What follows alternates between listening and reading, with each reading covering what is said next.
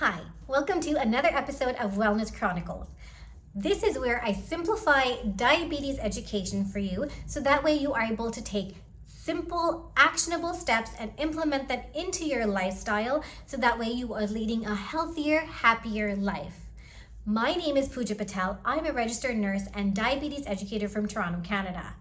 Now, when I established Wellness Care, and even with the purpose of Wellness Chronicles, I actually wanted to help people reverse their diabetes symptoms.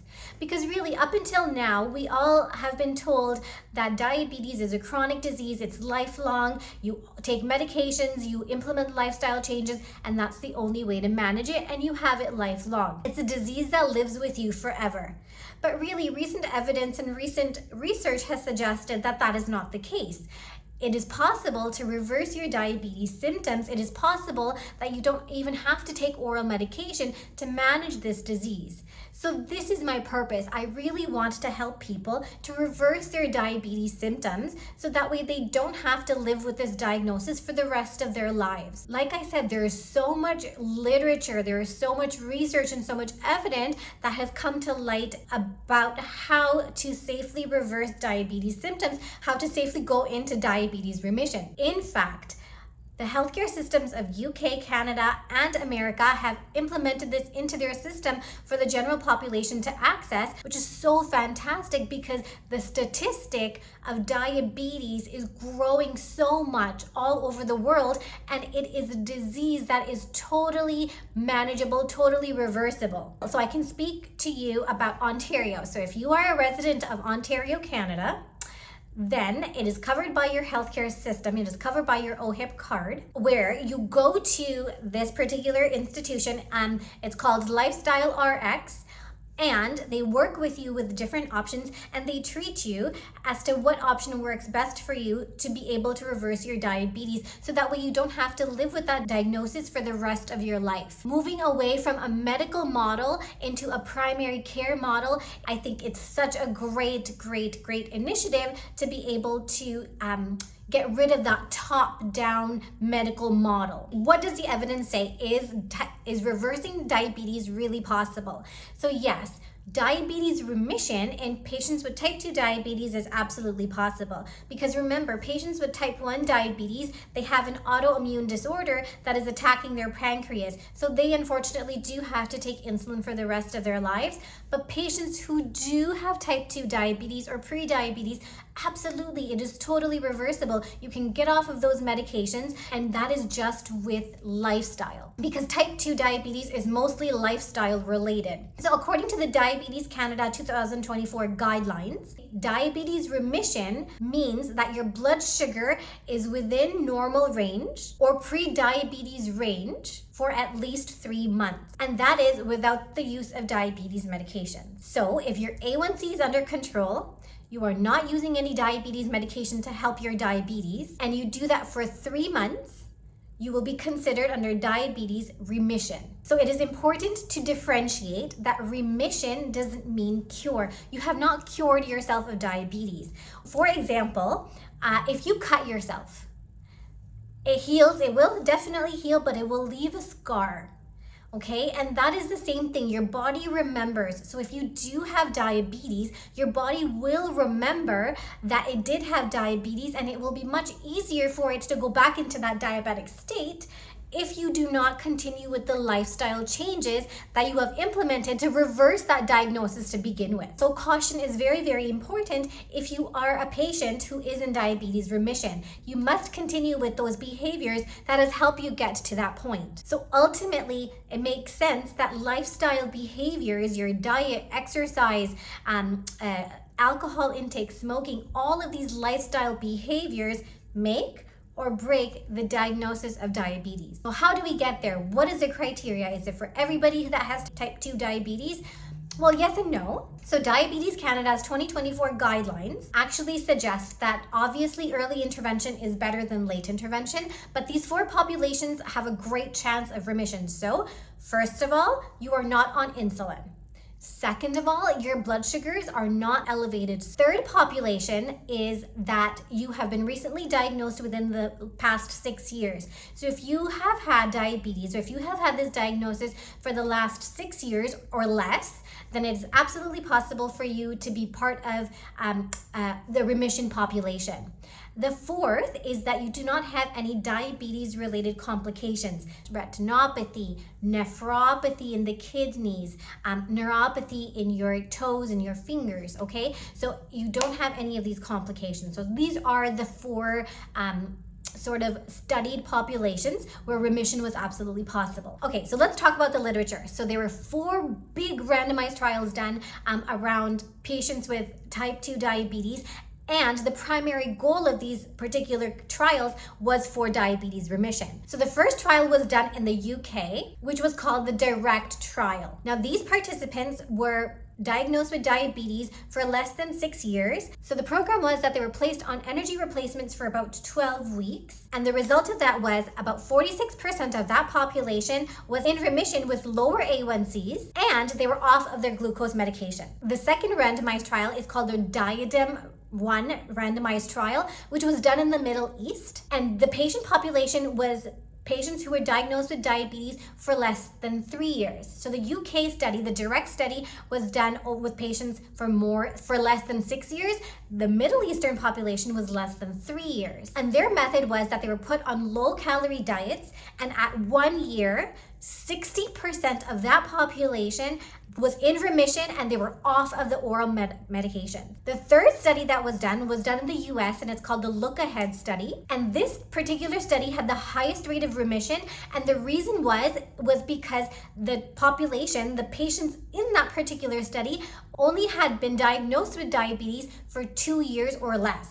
So you see, as the years become lesser, the earlier the intervention, the higher the rate of remission. Okay, and the fourth and last study was a study that was done in Denmark called the U-turn study. Intensive lifestyle modification was implemented within the lifestyle of these participants. So strict meal plan, 5 to 6 times a week of structured exercise, along with behavioral therapy. And it was found that 73% of the population was either in full remission or partial remission. These are such significant studies. And the reason why they are so significant, because it tells us something that we already know. It's research, it's evidence that tells us to eat healthy, exercise, and live a healthy lifestyle. It's like we needed scientific evidence and scientific proof just to live a healthy lifestyle. So how do we do it? How do we go into remission? So Diabetes Canada's 2024 guidelines that I've been quoting throughout this episode suggests 3 ways. So the first is bariatric surgery. So if you are obese or morbidly obese, then this is a great option to reduce the weight. The second way to do it is only calorie restriction. And the second is a combination of exercise and calorie restriction. So ultimately, the goal is 10 to 15% of weight loss, which will eventually lead to the goal of diabetes remission. So the recommendation to limit caloric intake is to limit it to 800 to 900 kilocalories per day with meal replacements over 3 to 5 months to reduce at least 15 kilos of body weight while implementing mild to moderate activity. After this 3 to 5 month period, solid foods are reintroduced, again with the same caloric intake, 800 to 900 calories, but you are increasing the physical activity to maintain that weight loss. And then after this period, you are reintroduced with nutrient-dense foods with regular physical activity. So if you want the intensive activity route, you do 240 to 420 minutes of intensive structured activity over 5 days, and that's spread out over a week. And you combine that with a calorie restricted diet. And so the outcome of that, the goal of this is to achieve 5 to 7% of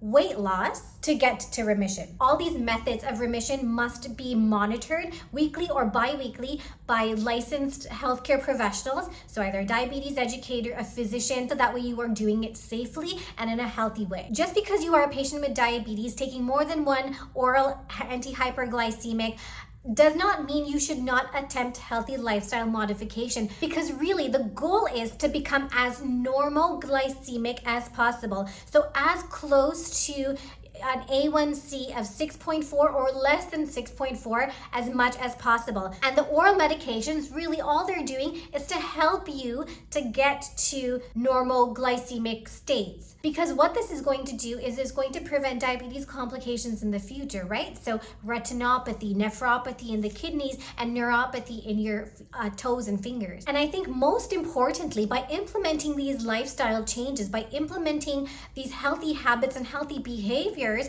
what you are doing is you are reducing your risk factors for other diseases. So for example, if you have blood sugars that are peaks and valleys are constantly high, what you are doing is you are speeding up that process of glycation, speeding up the process of the protein sticking onto your blood vessels and narrowing the blood vessels, causing you to have more issues like a heart attack or a stroke or kidney disease, right? So what you are doing is you're slowing that process down. You are decreasing the risk for getting all these diseases in the future. And not just that, what you're doing is you're changing your biological story for yourself and for the generations in the future by reducing those risk factors. Isn't that so cool? So I want to share with you a story of a patient of mine, and I will never forget him because his story is so empowering. It is so motivating because he did amazing. He did fantastic with just lifestyle behaviors. Who's only 35 years old, was diagnosed with pre-diabetes. His A1C was 6.6. His fasting blood sugars at the time was between 6.9 to 7.2 millimoles per liter, or that's about 124 to 130 milligrams per deciliter. And his waist circumference was about 40. And he had just gotten married. So for such a young man who had just gotten married, was just beginning to start his married life and his family life, he was really concerned about his health and he was really concerned with his diagnosis. So he really wanted to reverse his diagnosis. And that was very important to him because he wanted to be there for his children in the future. Needless to say, his family physician, he gave him 3 months to implement the lifestyle changes, bring all of those numbers down and within range, and then follow up in 3 months. So when he came to me, he was ready, he was motivated to put the work in. And so it was a pleasure to work with him because what I did was I made a textbook plan for him as to how to reverse his diabetes, and he followed that plan to a T.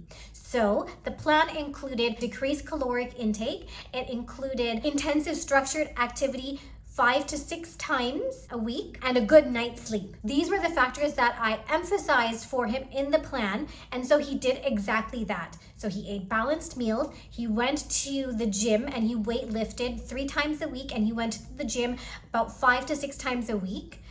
And he got at least 8 hours of sleep, which was an issue for him because he had a very intense position where he was working. So over the 3 months, without checking the weighing scale, without checking his sugars even, he followed the plan, and eventually at the 3-month mark, he had lost approximately 15 pounds of weight. His A1C had come down to 6%, and his waist circumference was 37. From 40 centimeters, it was down to 37 centimeters, his waist circumference, which he was so proud of. So he continued the same sort of intensive lifestyle for the next 6 months, and he was completely unrecognizable. Not only did he have a transformation on the outside, but even on the inside, and on top of that, and most importantly, he rewrote a story for his children in the future. So this brings me to the pro tip of the episode. You do not necessarily need to engage in an intensive therapy if that is not your path.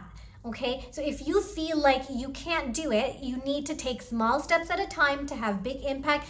Absolutely go for it. But what is important is to actually get started. And whatever habit you decide to change, to stay as consistent as possible, because it's not perfection that we're aiming for consistency. So if you decide that you are going to limit sugar to 1 small piece of dark chocolate per day, that's it. Keep it at that. Stick to that. See how you feel. See what your energy is like. See what your focus is like over 1 week, and then keep going. That energy, that focus, that feeling will keep you motivated to keep going for the next 3 months. For the following 6 months, it will just help you keep going because you're doing so well. It's that reward system, that loop feedback that is getting you to being sustainable. You may not see results immediately, that weighing scale may not move immediately, but if you just stay at it, I am 100% sure that you will see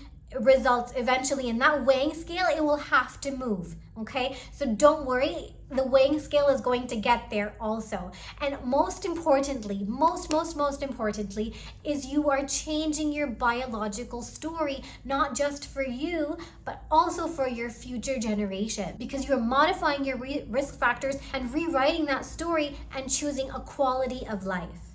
So thank you so much for listening to the episode all the way to the end. I really appreciate it. I think this episode, needless to say, has been such a call to action for you to just implement that one small step at a time, change one habit one day at a time for big impact in the future. Because really what we're looking for is changing that biological story, changing those risk factors that put you, your own health, your quality of life, and your future generations at risk. So we don't want that. We want to change that narrative.